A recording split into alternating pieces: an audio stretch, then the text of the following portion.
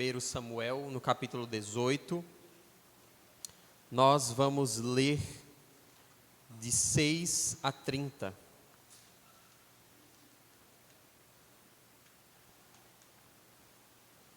Primeiro Samuel, capítulo 18. De 6 a 30. Hoje nós concluímos o capítulo 18 também.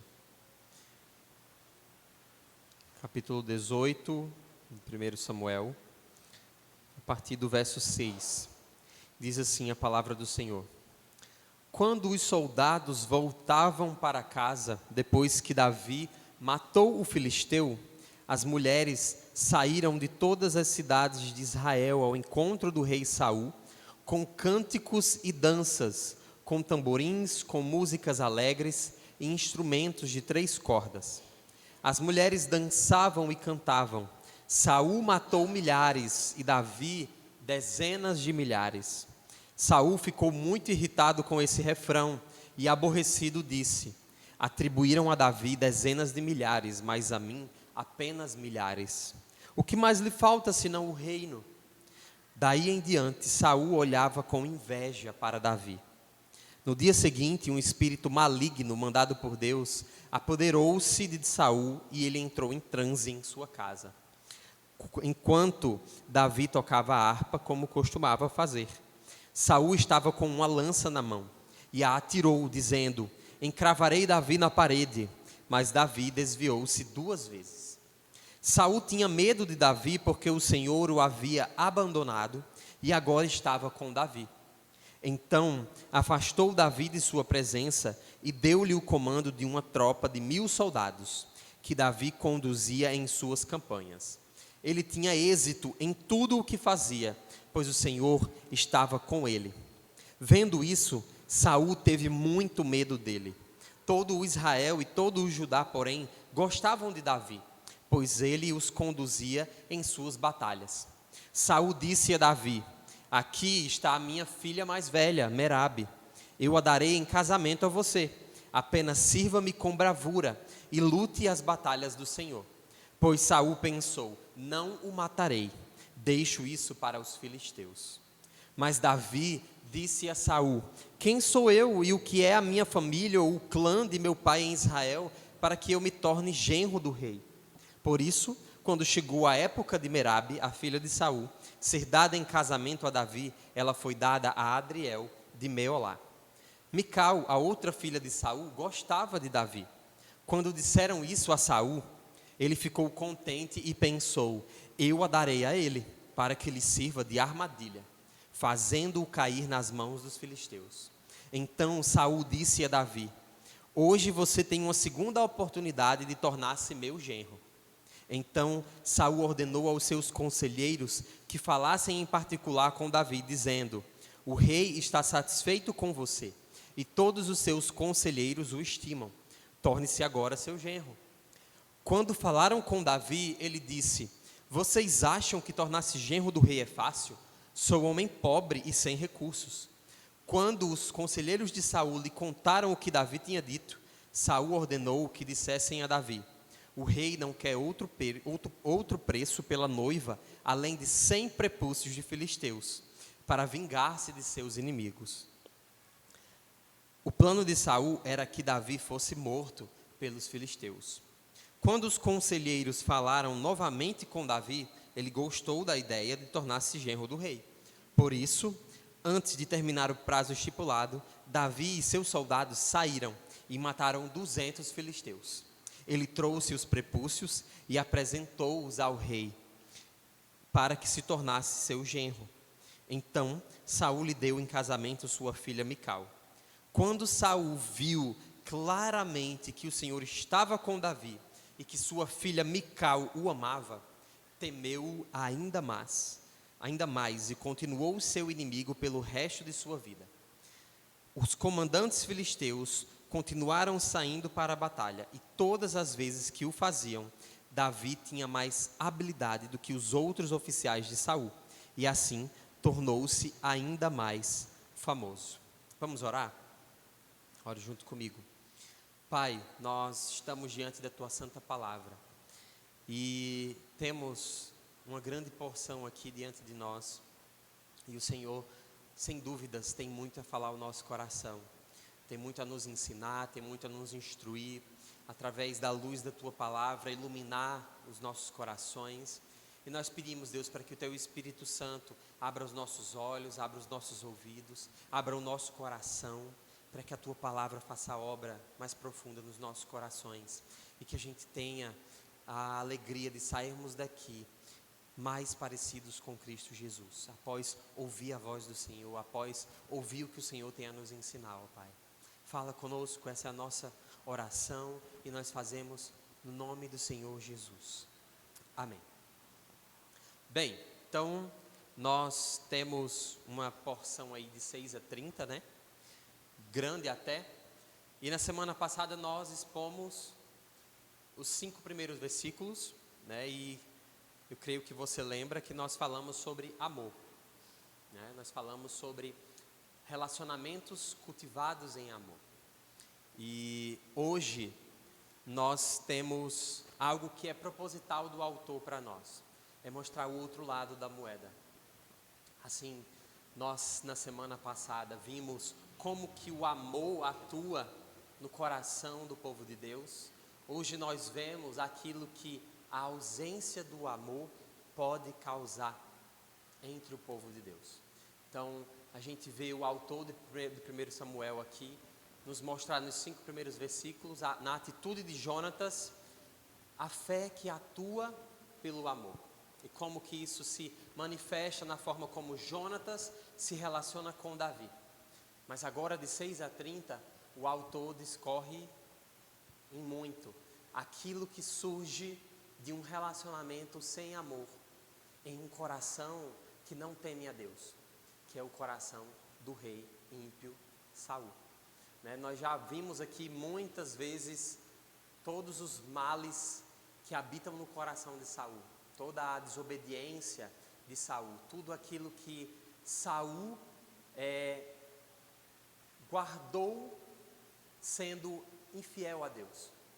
Saul permaneceu inúmeras vezes rejeitando a orientação de Deus através do profeta Samuel, através do seu próprio filho Jonatas o orientando anteriormente. E nós vemos a todo tempo Saul trabalhando de forma fria, calculista, algo que mencionamos também semana passada, né? O fato de Saul ter chamado Davi logo após matar Golias, simplesmente para saber quem era o seu pai, se tinha recursos ou não, né? No meio de uma guerra, sequer alegre por causa da vitória que Davi tinha acabado de conquistar. Então a gente vê um espírito calculista, alguém frio, sem amor e sempre pensando no próximo passo para se tornar grande, no próximo passo para obter vantagem, no próximo passo para ter louvor a si mesmo. Então, nós vemos na postura de Saul aqui, mais uma vez, né, alguém que não tem paz com Deus, e isso, por consequência, faz com que ele não tenha paz com os homens. Por isso, o título do nosso sermão hoje é Sem Paz com Deus, Sem Paz com os Homens. Então, é sobre isso que nós vamos falar hoje. Aquele que não tem paz com Deus, ele não desenvolve relacionamentos de paz com os homens. E aí, vendo o que nós já exploramos semana passada, nós vimos que Jonatas se portava como alguém que tinha um coração centrado na glória de Deus, né? Nós deixamos isso muito claro aqui. Jonatas era um homem que se preocupava em primeiro lugar com a glória de Deus. Por isso, Jonatas se preocupa em cuidar de Davi. Jonatas provavelmente era um homem de 40 anos, enquanto Davi um jovem. E esse coração que busca a glória de Deus vai refletir isso na forma como ele se relaciona com irmãos, com amigos, com o próximo. Então, no coração de Jonatas, nós vimos alguém que sentia, agia e falava segundo o que via na palavra de Deus, segundo aquilo que Deus nos orienta em nossos relacionamentos. Enquanto que nós vemos essa atitude fria e nada envolvente de Saul, para com Davi. Né? Davi não é bem recebido por Saul. Ele vem para perto por causa do seu poder militar. Davi se mostra um forte guerreiro, um bom guerreiro, e é por isso que Saul o traz para perto, porque Saul está sempre buscando vantagem em usar as pessoas, mas ele não tem a mesma disposição de coração que Jonatas. E diante do livro de 1 Samuel, né, olhando para o todo, o que o autor deseja mostrar é que aquele jovenzinho, aquele rapazinho ali, que lançou uma pedra na testa do gigante, ele é o ungido que Deus escolheu. Ele vai se tornar o rei escolhido por Deus para conduzir o seu povo. Então, o autor quer nos mostrar a jornada desse jovenzinho. Tudo aquilo que esse jovenzinho precisou passar. Todos os desafios, problemas, como ele se portou diante de Deus até se tornar o grande e poderoso rei Davi, conhecido historicamente, que prosperou, que estendeu as tendas de Israel. Então, o autor aqui mostra nesse relacionamento com Saul, os primeiros problemas que surgiram para Davi enfrentar nessa jornada até o reinado, até ser finalmente rei de Israel. E nós vimos na semana passada então que ele começou a enfrentar problemas logo em que matou Golias, né? A gente já viu a primeira postura de Saul, e aí vemos então hoje como destaque isso se tornar mais um problema diante de pessoas mal intencionadas, né? Afinal, ele conquistou uma vitória, isso deveria ser louvado, mas pessoas mal intencionadas conseguem transformar aquilo que é um louvor e glória a Deus em causas próprias, em situações onde ele se torna o centro. Então aqui no capítulo 18 a gente vê esse contraste entre Jonatas e Saul, mais uma vez. Um coração que ama a Deus e um coração que nem se importa com Deus, com o próximo, mas que busca somente louvor a si mesmo. Então, Saul está em contraste com Jonatas. E hoje nós vemos essa instabilidade emocional de Saul e vemos nesses versos que lemos o retrato de um coração rebelde contra Deus. Então o autor de 1 Samuel quer mostrar de 6 a 30, nos versos do capítulo 18, o retrato de um coração rebelde contra Deus. E que ao mesmo tempo em que ele é rebelde contra Deus, isso se revela, isso se evidencia na forma como ele se relaciona com os demais. Então, em primeiro lugar, a primeira evidência nesse retrato aqui de um coração rebelde se encontra nos versos 6 e 7. Então, a gente vê que a glória dos homens desperta em Saul o seu coração rebelde. Então, a gente vê nos versos 6 e 7 o foco de Saul na glória dos homens. O que diz o verso 6 e 7? Diz que os soldados estavam voltando para casa. E Davi, depois de vencer Golias, acaba que mulheres de todos os lugares de Israel passam a sair e cantar e festejar e se alegrar pela vitória de Davi contra Golias. Algo que ficou ali 40 dias de silêncio. Quem vai guerrear contra esse homem? Quem vai enfrentar essa nação forte? E aí, de repente, Davi se dispõe e vence esse homem da forma mais surpreendente. E aí, essas mulheres saem para festejar isso, para cantar essa vitória. Então, algo que deveria ser um motivo de festejo, de alegria, né? Afinal, Davi estava ali sendo exaltado como um guerreiro forte. Davi estava sendo alvo da aprovação de todo mundo. Nossa, tão jovem, guerreiro, fez algo tão grandioso, venceu, Israel venceu através da mão desse jovem. Mas logo Davi teve que aprender que a gente não deve confiar nas glórias desse mundo. Logo Davi teve que aprender que a gente não deve colocar o nosso coração nas coisas boas nesse mundo. Não devemos confiar nas glórias desse mundo. Então, antes mesmo deles chegarem em casa, deles retornarem para o lar, Davi e os soldados são abordados por essas mulheres. E o ponto de destaque aqui está na canção. O que diz a canção? A canção diz: Saul matou milhares e Davi dezenas de milhares. A canção diz que Saul matou, mas Davi matou 10 vezes mais. Então, o problema em si não se levanta, não é a canção, não se trata do número, mas em si da comparação. A comparação que acontece aqui. E é isso que desperta o coração rebelde de Saul. Afinal, ele é retratado como mais fraco que Davi. A canção diz que Davi é mais poderoso em guerra do que o rei. Então, logo, um coração que busca glória para si, diz: opa, eu estou saindo perdendo aqui, a vergonha está para mim. Eu estou em vergonha, ele é melhor do que eu. Então, o desprezo de Saul aqui fica inevitável. Afinal, ele não tinha nenhum amor por Davi, né? E logo o que se manifesta é o seu desejo de ser o rei grandioso, sempre em destaque.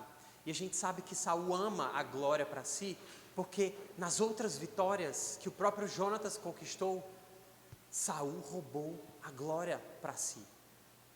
Saul, inclusive, deu vestes para Davi dele mesmo. Saul queria tomar o destaque dessa vitória. Então, é importante mostrar que a canção, ela não é o problema, de fato. Mas nós vemos que na canção, isso revela inclusive a vida espiritual de Israel. O que canta a canção de vitória? Deus sequer é mencionado nessa canção de vitória. Anteriormente, nós vimos Jonatas vencer com o seu escudeiro e atribuir essa vitória a Deus. Mas aqui, depois de vencer Golias, ninguém se manifesta como Deus foi vitorioso, mas apontam simplesmente para o poder de guerra dos homens. Então, a glória dos homens era o foco do coração de Israel. Isso mostra que a doença espiritual não estava só no seu rei, mas também no povo. Mas também no povo que não tinha o coração no rei correto, que não tinha o coração depositado no verdadeiro rei, que era soberano sobre eles, que conduzia eles em batalha, que dava a eles verdadeira vitória. Então, olhando para isso, né, nós vemos que, como o coração do líder não estava no Senhor, o coração do povo também não estava. Isso a gente vê claramente, meus irmãos, nos nossos dias, nas muitas igrejas que nos cercam. Igrejas onde o homem, aquilo que os pastores celebridades podem fazer, que os apóstolos, né, afinal não existe mais apóstolo, aquilo que os apóstolos poderosos podem fazer, que falsos mestres, aqueles que não estão preocupados com a glória de Deus em primeiro lugar, mas em mostrar o quão espirituais eles são, o quanto eles podem soprar na cara de alguém. Esses dias eu vi um pastor cuspir em outra pessoa e a pessoa cair no chão, né? Um pastor entre aspas, que não é pastor, um falso mestre. Então, coisas que evidenciam uma falsa espiritualidade para mostrar que esse homem, essa mulher, esse obreiro é grandioso e a glória não está em Deus. Então, são celebridades, não são servos fiéis de Deus. São homens que não estão preocupados com mostrar o verdadeiro evangelho. São homens que não estão preocupados em levar pessoas ao arrependimento de pecados, em levar pessoas a compreenderem que só existe salvação em Cristo. Esse é o nosso alvo como servos fiéis de Deus, é evidenciar o Evangelho. Esse é o trabalho da igreja. Então, se em algum momento nós perdermos o foco e apontarmos para como alguém é super espiritual, como alguém é tão santo e bom e faz coisas maravilhosas, não estamos do lado certo, mas trabalhando para o avanço do reino de Satanás e não do reino de Deus. Então, nós vemos isso, infelizmente, nos nossos dias. É o show da fé, é o show do poder espiritual. E isso virou um mercado, abre em qualquer esquina. Qualquer um pode abrir numa esquina, aí dizer que é igreja. Basta ir num cartório, fazer uma documentação, dizer que a igreja está tudo bem. Está tudo bem. Mas aqueles que são fiéis a Deus, aqueles que vivem segundo a palavra de Deus, em temor ao Senhor, a glória dos homens é uma vergonha. É algo rejeitável. Mas o reconhecimento, a glória, o louvor, a adoração, somente ao único Rei sobre nós. Então, nós vemos que a glória dos homens, esse foco na glória dos homens, é o que desperta, é o que traz, é a semente aqui do problema. Então, a glória dos homens é o grande problema desse coração rebelde de Saul, e algo que a gente já sabia, mas que o texto está mostrando novamente. Mas não para por aí. A gente vê essa glória dos homens despertando o coração rebelde de Saul, e em segundo lugar aqui, nesse retrato de um coração rebelde, o que o autor nos mostra são os sentimentos de um coração rebelde. Então, os sentimentos desse coração rebelde contra Deus vêm à tona, de 8 a 16. Então, Saul está percebendo que a figura dele começa a diminuir. Por causa dessa música, ele diz, opa, ele está começando a crescer. E percebe que o louvor a ele diminui. Então, Saul se indigna. E o primeiro sentimento que o autor frisa aqui, nesse coração rebelde contra Deus, é a ira. É a ira no verso 8. Veja que o verso 8 diz que Saul ficou muito irritado com esse refrão e aborrecido. O autor está dizendo aqui, trazendo a ideia de uma chama mesmo. Uma chama que não existia. Mas essa musiquinha, essa canção, algo que estava centrado na glória dos homens, trouxe uma grande chama à tona. E essa chama é a ira de Saul. É a raiva de Saul. Uma raiva que só cresce. Afinal, chamas, quanto mais alimentadas, elas crescem. E o autor enfatiza que essa ira, ela não é pequena, ela é grande. Ele diz que ele fica muito irritado e aborrecido. Então, é como se Saul passa então a ser dominado pela sua raiva. Ele está totalmente queimado de sua ira. Então, essa ira foi despertada, foi acesa. E o coração centrado em si mesmo de Saul passa a se irar cada vez mais. Por quê? Porque o seu foco está em preocupações pecaminosas. Essa ira, ela é uma ira injusta. Ela não está firmada nos preceitos de Deus, na vontade de Deus. Então, a gente vê as preocupações pecaminosas fazerem com que a ira de Saul se acenda ainda mais. Uma ira injusta. E essa ira de Saul impede que ele veja o próximo corretamente. Impede que ele possa olhar para Davi com qualquer centelha de amor, de ternura, de cuidado, ou sequer da forma correta. Afinal, Davi era só um jovenzinho servindo a ele. Davi era simplesmente um servo de Saul, alguém que estava obedecendo às ordens dele. Então, a ira se toma a ponto de Saul não conseguir enxergar corretamente. E é isso que as preocupações pecaminosas fazem conosco. Quando nós deixamos o nosso coração ser cegado. A preocupação do pecado cega. tira os nossos olhos, primeiro, da glória de Deus, em segundo, daquilo que devemos obedecer nos relacionamentos, seja no nosso casamento, seja na nossa criação de filhos, seja com os nossos pais, seja no trabalho, em qualquer lugar. As preocupações pecaminosas, elas nos cegam, elas não nos permitem buscar a glória de Deus. E aí, isso só vai crescer. Afinal, um abismo chama outro, um pecado chama outro. E pecar é muito fácil.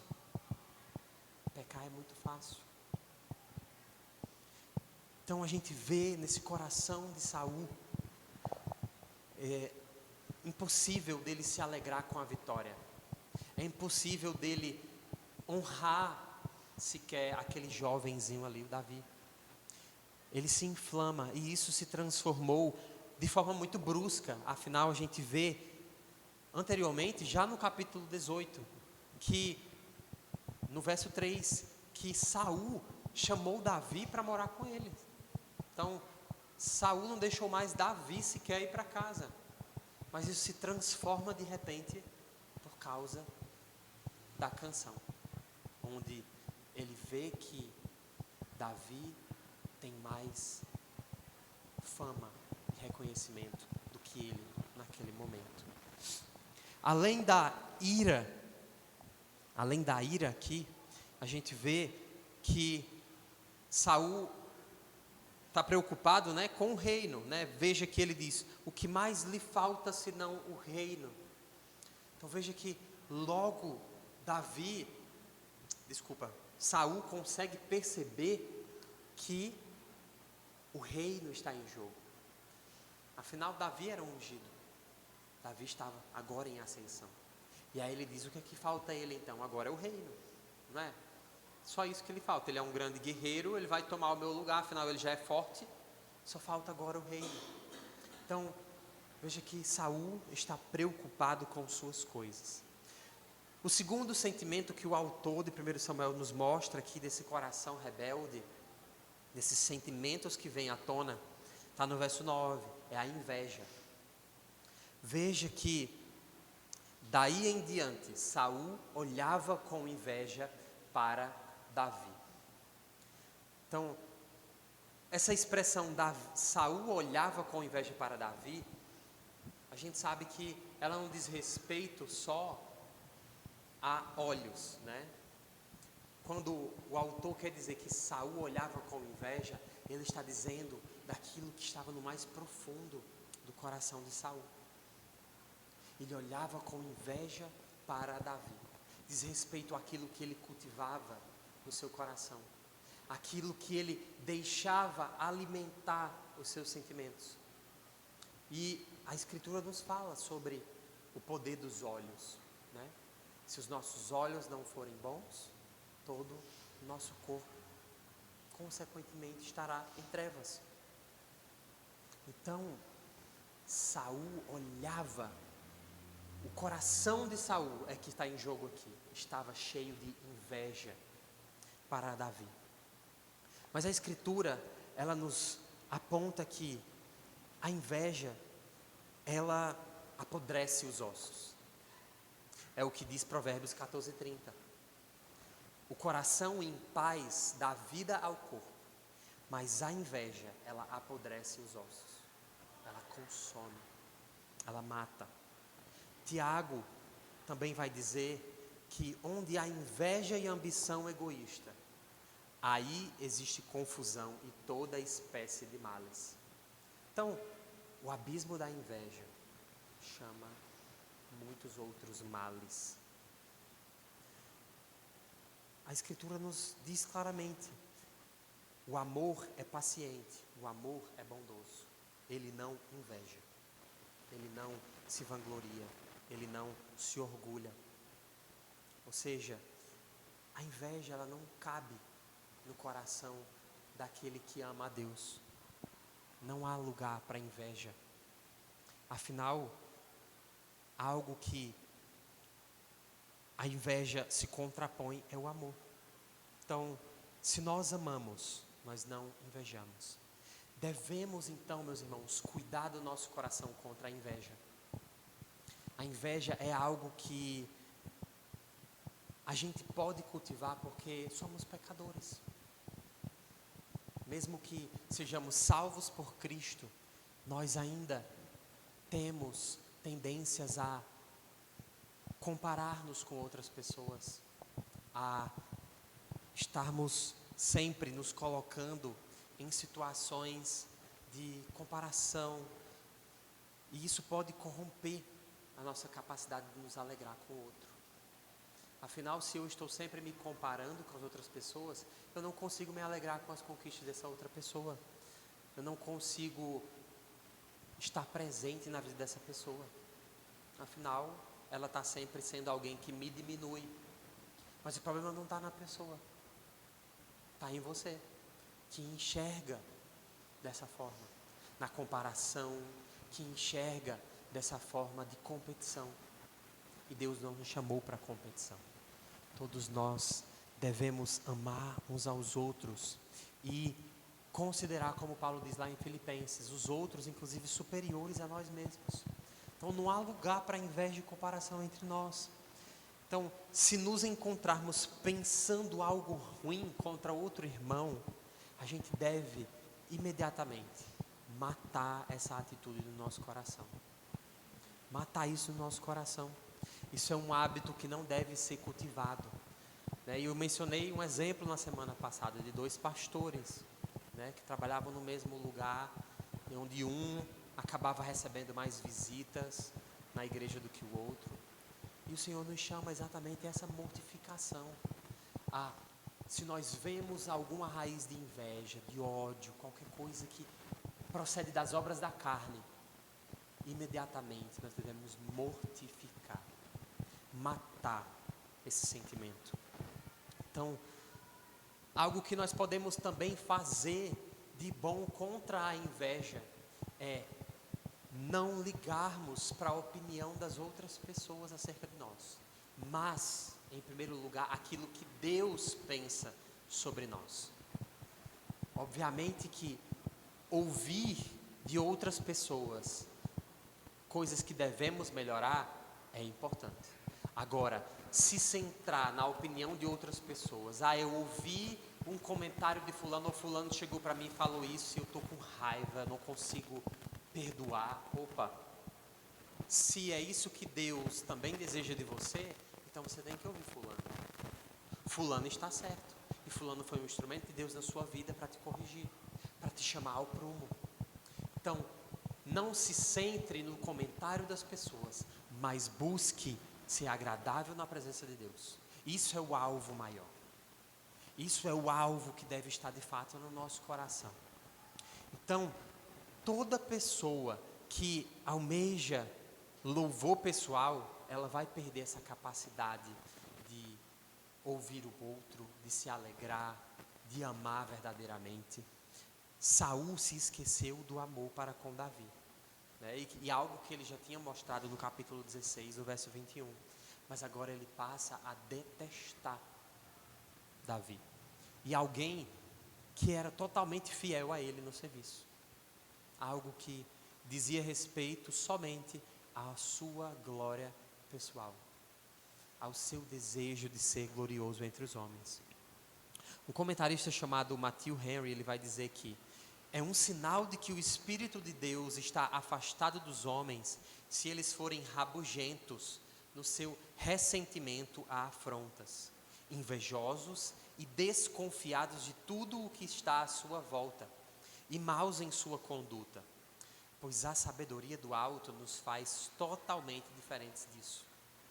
Então, ser alguém que teme a Deus nos leva totalmente ao contrário disso, de ser afrontoso, de ser invejoso, de ser desconfiado com as outras pessoas, de estar sempre esperando o pior do outro, de estar sempre cultivando desavença, dissensão, partidarismo.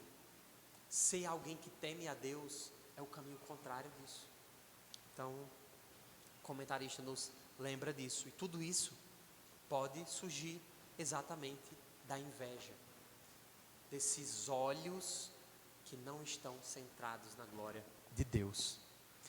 O outro sentimento aqui do coração rebelde está nos versos 10 e 11, que é o ódio.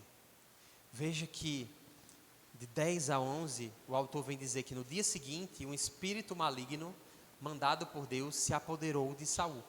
E ele entrou em transe em sua casa, enquanto Davi tocava harpa. Então, engraçado que, quando esse espírito aparecia, né, se manifestava, quando Davi tocava a harpa, Saul se acalmava. Veja que o autor relata que isso não acontece mais. Mas o espírito se apoderou de Saul e ele entrou em transe. E a ideia aqui desse transe é de que Saul estava, através desse espírito, trazendo profecias que diziam a respeito de coisas não importantes. Mas esse espírito toma Saul de modo que ele passa a profetizar coisas. E Davi começa a tocar harpa. Só que Saul não se aquieta dessa vez. A gente vê que o ódio e a fúria de Saul são despertados. Saul estava com uma lança na mão e ele atirou essa lança. E ele não só atirou a lança, mas como ele diz, eu vou encravar Davi na parede. Eu vou jogar essa lança, eu vou grudar ele na parede, eu vou matar ele. Então, esse ódio se manifesta num desejo de assassinar Davi. Então, veja como isso vai de 0 a 100 de repente, né? Algo que parece tão pequeno, mas quando alimentado, pode produzir algo horrível aos olhos de Deus. Então, Saul manifesta sua fúria e descontrole numa tentativa de homicídio contra Davi. O pecado que estava silenciado no coração vem à tona, né? Se Saul estava tentando esconder esse pecado, agora ele vem de vez, né? De modo que o coração de Saul se amargura a ponto de levar apenas um dia para que a sua inveja se torne o desejo de matar. De um dia para o outro, a inveja virou desejo de matar. Então, a música que antes aquietava ele já não consegue mais. E Davi, aqui é relatado como ele consegue se desviar. Então, a gente vai ver mais à frente que isso é exatamente a mão de Deus guardando Davi, né? Afinal, Davi era guardado por Deus. Afinal, Deus o separou para ser rei de Israel. Mas essa fúria aqui, ela é muito violenta e Deus guarda Davi. Deus protege Davi.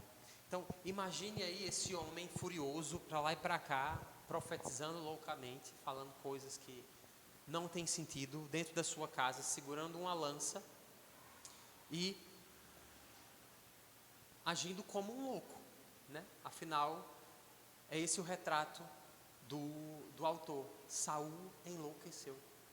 Saul enlouqueceu. Depois que o Espírito de Deus o deixou e passou a estar com Davi, Saul enlouqueceu cada vez mais. E aqui a gente vê essa progressão dessa loucura. E isso vai se intensificar ainda mais. Mas o ponto é que muitas pessoas vivem semelhantemente, né? Alimentando pensamentos maus, alimentando ciúmes, alimentando rancor, alimentando uma atitude que é tão perigosa quanto a de Saul. Afinal, quando alguém dentro da sua casa se coloca a lançar palavras sem pensar, a afirmar coisas dolorosas, sem fundamento, uma guerra também se instala, né? Quando nós nos deixamos, pela falta de sabedoria, pela falta de temor a Deus, sermos instrumentos de fúria no nosso lar, nós estamos também agindo em loucura, agindo de forma tola, como Saul. Então, não é por acaso que quando você fala algo sem pensar contra seu esposo, sua esposa, isso vai causar dor. Isso vai ser sentido, isso vai trazer problema no lar. Isso vai precisar ser resolvido, vai exigir perdão, vai precisar ser mudado.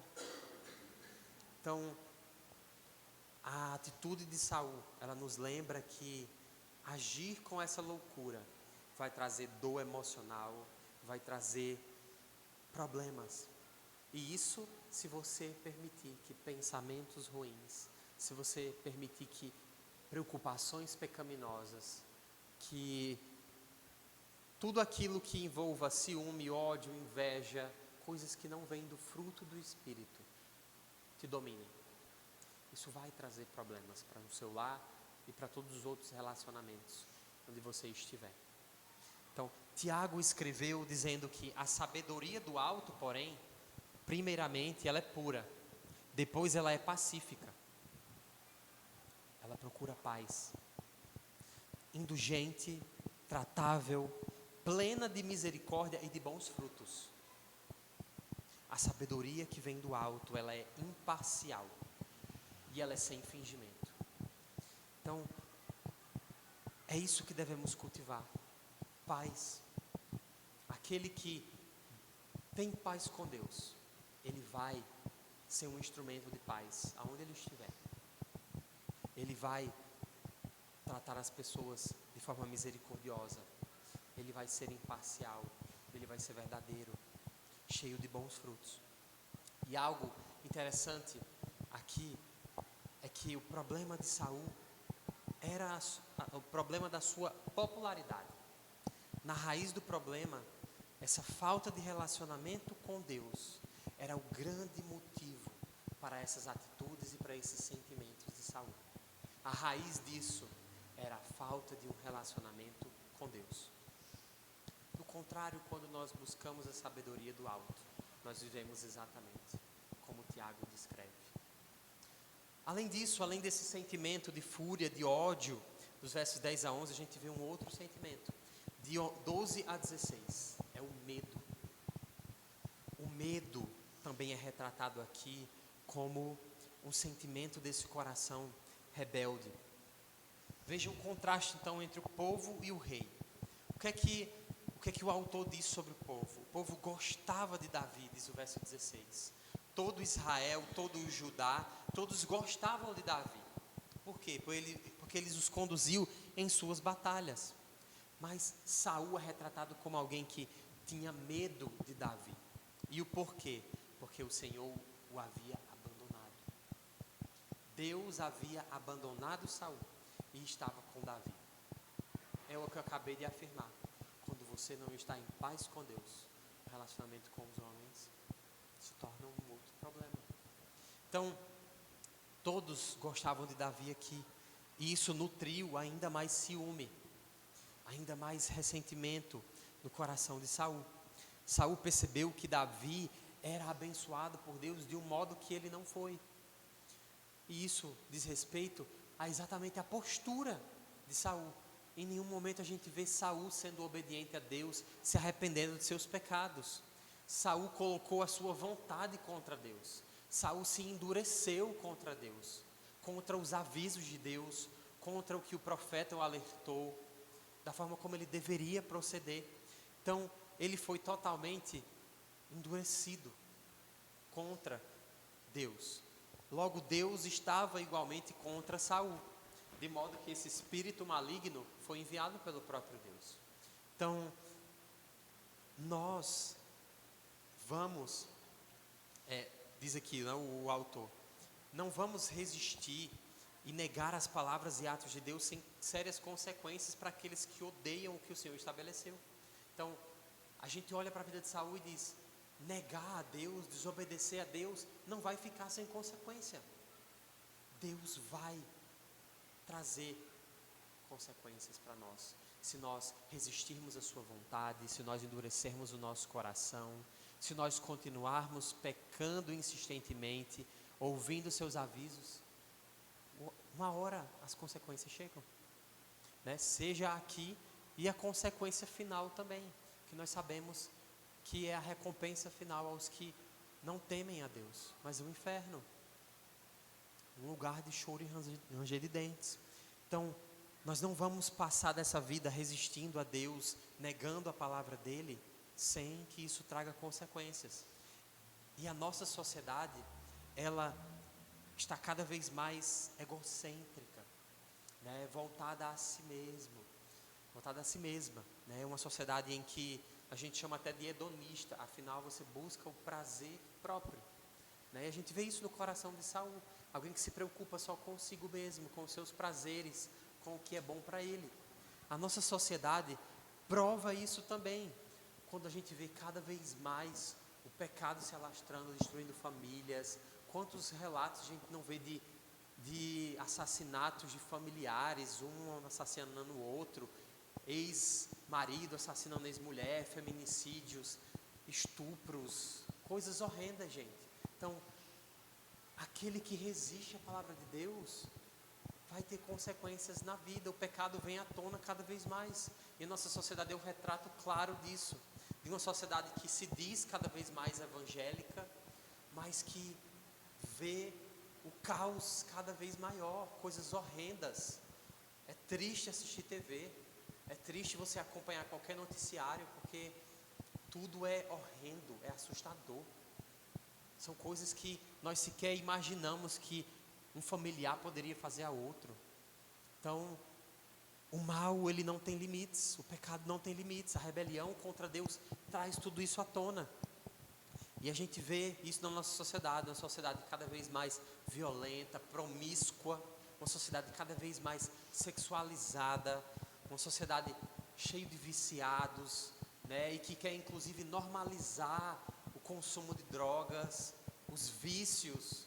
Nada disso alegra a Deus, nada disso provém de temor a Deus. E as consequências é uma sociedade cada vez mais caótica, porque o foco não é Deus, e não tem nenhum temor a Deus. Mas o que diz o Salmo 1? O que o Salmo 1 diz acerca daquele que obedece ao Senhor? O Salmo 1 vai dizer que a sua satisfação está na lei do Senhor, e nessa lei medita dia e noite. Ele é como uma árvore plantada à beira de águas correntes, dá fruto no tempo certo, e as suas folhas não murcham. Tudo o que ele faz prospera. Mas o fim daqueles que são ímpios é o quê? Destruição. Eles perecerão, eles serão destruídos, como a palha, como a erva seca, como a folha seca. Eles serão destruídos. Então, Saul se enraiveceu não só por causa de Davi, mas porque tinha consciência de que Deus era com Davi. Então, ele se revela não só inimigo de Davi, mas inimigo do próprio Deus, que estava trabalhando na vida de Davi em prol do povo de Israel. Então, isso não trouxe sequer medo a Davi, né? A gente vê que Davi consegue se esquivar, mas Saul aqui é retratado como alguém que percebeu que a mão de Deus estava protegendo Davi, e ele insiste em causar males. Ele vê que a mão de Deus está com Davi, mas ele insiste em permanecer em obras más. Então nós vimos esses sentimentos aqui de um coração rebelde, né? Nós vimos de 8 a 16 todos esses sentimentos que o autor traz, que estão presentes no coração de Saul. E de 17 a 30, em último lugar, nós vemos as atitudes, não só os sentimentos, mas as atitudes desse coração rebelde contra Deus. De 17 a 27, a gente vê a atitude mais, talvez a mais escrachada de Saul, da sua maldade. Saul usa o casamento com a sua filha como um estratagema, como uma estratégia para matar Davi. Veja que ele usa o casamento com a sua própria filha como subterfúgio, como uma forma ardilosa, maligna, para conquistar o que ele quer: matar Davi. Então, de 17 a 27, vai dizer que primeiro ele dá a sua filha Merabe, a mais velha, em casamento, né? Mas qual é a reação de Davi? Não, eu não. Quem sou eu para ser da família do rei? Quem sou eu para fazer parte da família do rei de Israel? Por que eu vou me tornar genro dele? Eu não sou ninguém. Então, a gente vê a atitude humilde de Davi o protegendo, né? Afinal, ele diz: eu não sou digno de ser da família do rei. Ele é muito importante, ele é grande, e eu sou um homem simples. Eu só estou fazendo o meu serviço aqui. Então a gente vê essa atitude humilde de Davi o protegendo do rei. Mas o que acontece? Que logo depois disso, quando chegou a época, no verso 19, de Merabe, né, a primeira filha, ser dada em casamento a Davi, ela foi dada a outro homem. Então, um prazo foi estipulado, e quando esse prazo se encerrou, não foi com Davi que ela ficou com outro homem, Adriel de Meolá. Mas o verso 20 diz que Mical, outra filha de Saul, gostava de Davi. Diferente da primeira, o autor não menciona nenhum sentimento dela para com Davi. Mas Mical, a outra filha de Saul, gostava de Davi. Tinha sentimentos sinceros para com Davi. E quando disseram isso para Saul, que ela gostava de Davi, então ele pensou: então eu vou dar ela em casamento para ele.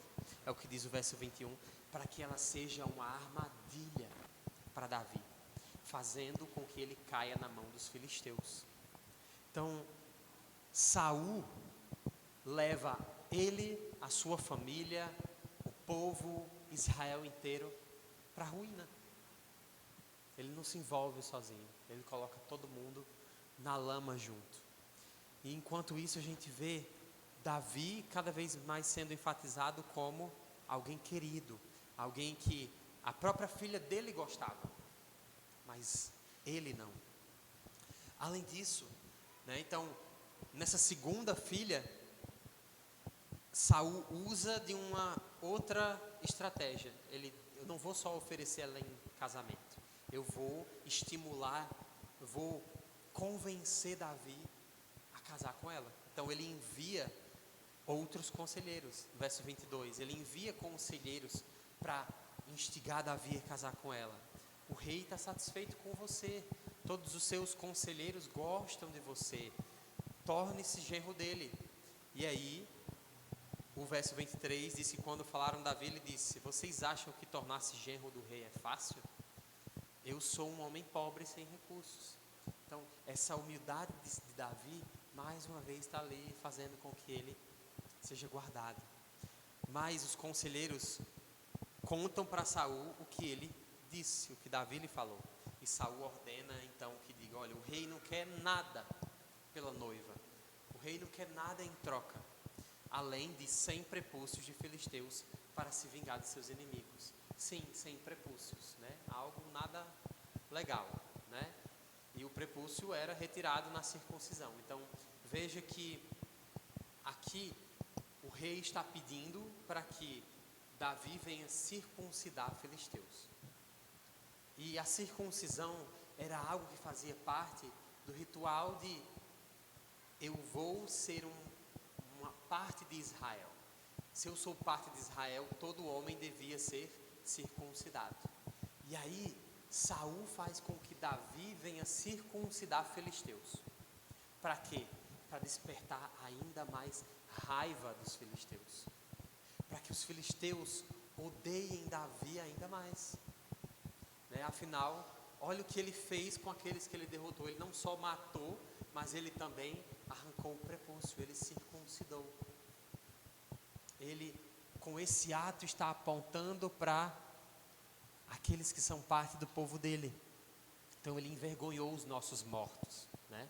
Então Saul quer inclusive instigar o ódio dos filisteus contra Davi, para que os filisteus venham matar Davi, já que ele vê que Davi é muito querido e cada vez mais amado entre o povo.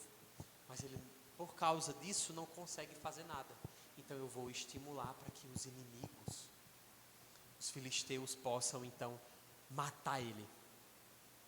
Então essa atitude de Saul, de dar a sua filha, revela ainda mais a sua depravação. Revela a maldade assustadora no coração desse homem. E um comentarista chamado Blake, ele vai dizer: nada mostra um coração mais ímpio do que desejar envolver outra pessoa, especialmente o seu próprio filho, numa vida de tristeza para satisfazer um sentimento pessoal. Nada mostra um coração tão maldoso como esse. Pegar o seu próprio filho, envolver a vida do seu próprio filho a fim de interesses próprios. Isso é evidência da maldade. Então, em vez de exigir seu direito ao prêmio, a gente vê Davi alegando que ele é indigno, né? Afinal, casar com uma das filhas de Saul era um prêmio pela vitória de Golias, contra Golias. Mas Davi não se sente digno de ser da família do rei. E ele achou estranho se casar com uma mulher, né? Uma princesa, né? Alguém como Merabe. E Saul oferece a mão da sua outra filha, enquanto ele esperava que essa pressão em cima de Davi pudesse dar uma boa resposta agora. Afinal, ele usou os conselheiros para estimular isso. E evidentemente Saul cria que o casamento com Mical iria enfraquecer o caráter de Davi. Então veja que Saul diz: olha, ele vai casar com Mical e isso vai ser um laço para ele. Provavelmente Saul cria que esse laço aqui, né, e é o que diz a expressão, é a ideia de que ela iria fazer com que Davi praticasse idolatria, com que Davi pudesse adorar outros ídolos, né? Então pode ser que Saul pensava que Mical ia tentar fazer com que Davi adorasse outros ídolos. Isso iria enfraquecer a sua reputação. Isso iria tirar dele o relacionamento com Deus. Então veja que Saul é tão maldoso a ponto de querer quebrar inclusive o relacionamento de Davi com o próprio Deus. É assim, algo assustador. Algo assustador. Ele quer realmente em todas as áreas destruir Davi. Mas a oferta de Saul acaba sendo aceita. Por quê? Porque envolveu guerra, envolveu algo que Davi fazia bem a partir de agora. Davi se viu no desafio: olha, eu vou lá e vou matar filisteus, afinal eles são inimigos de Deus, eles são inimigos de Israel, eu vou lá matá-los, e isso é algo que vai ser bom. Eu vou matá-los, eu vou trazer esses prepúcios. E a gente vê que ele traz não 100, mas ele traz 200. Então Davi foi e fez com muita excelência. Ele aceitou esse desafio. Então, enquanto isso, né, Saul revela um orgulho, né, revela esse medo de um homem alienado por Deus.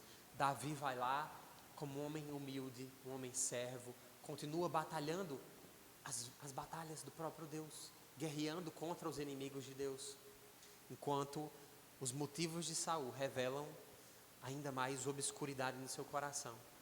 Então, é bom, por mais que Deus nos faça prosperar, sempre termos pensamentos modestos sobre nós mesmos. Foi isso que faltou ao próprio Saul. Pensar corretamente sobre si mesmo. E se queremos fugir dessa atitude, né, dessas atitudes como essas, de agirmos de forma maldosa para conquistar o que queremos, nós precisamos primeiro pensar corretamente sobre nós mesmos. Nós precisamos colocar a glória de Deus em primeiro lugar. Então, Deus, Ele resiste aos soberbos, mas dá graça aos humildes. Vamos ler aqui, eu vou ler para vocês, não precisa abrir, o Salmo 37, a partir do verso 3, diz o seguinte: confie no Senhor e faça o bem. Veja se isso não se aplica plenamente à vida de Davi. Confie no Senhor e faça o bem. Assim você habitará na terra e desfrutará a segurança.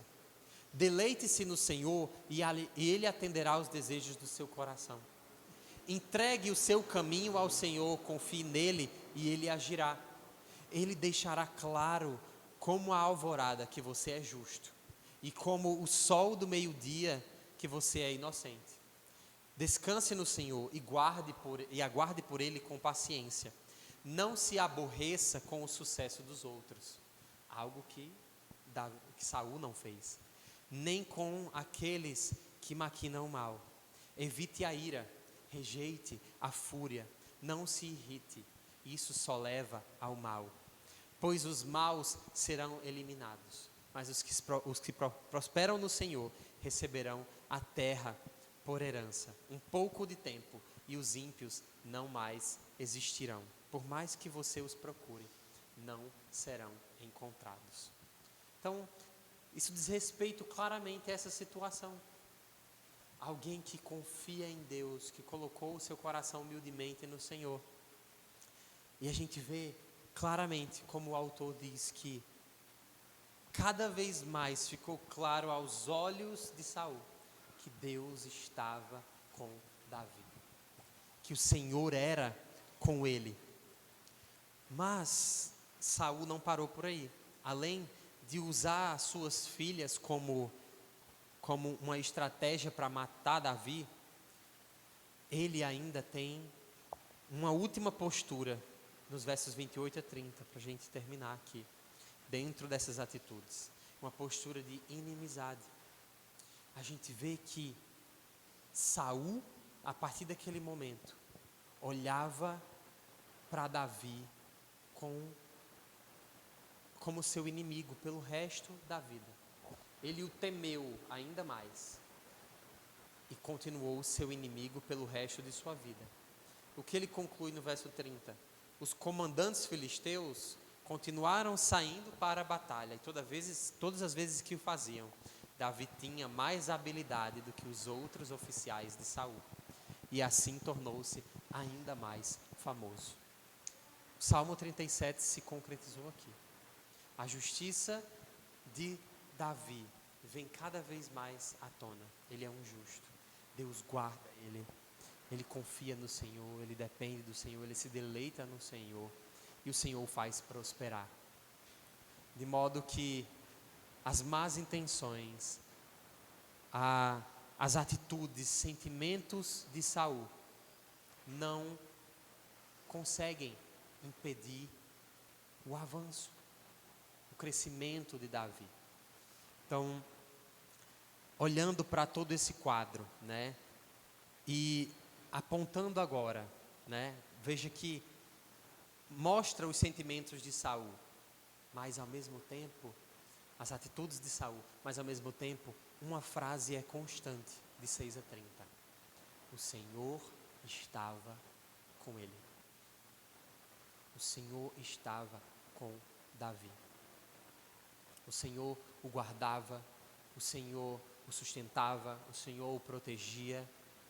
Então, meus irmãos, essa leitura do Salmo 37, ela nos lembra exatamente tudo aquilo que o próprio Cristo é para nós. O Evangelho, né, e lembrando aqui do Evangelho, né, apontando para o Evangelho, que é isso que a Escritura quer nos mostrar, o Evangelho e aquilo que vamos celebrar por meio da ceia. O Evangelho nos lembra que em Cristo, nós temos a certeza de que somos guardados, protegidos do mal. O maior mal, que é o pecado, já nem sequer nos afeta. O maior mal, que é o pecado, já não será mais motivo de acusação contra nós.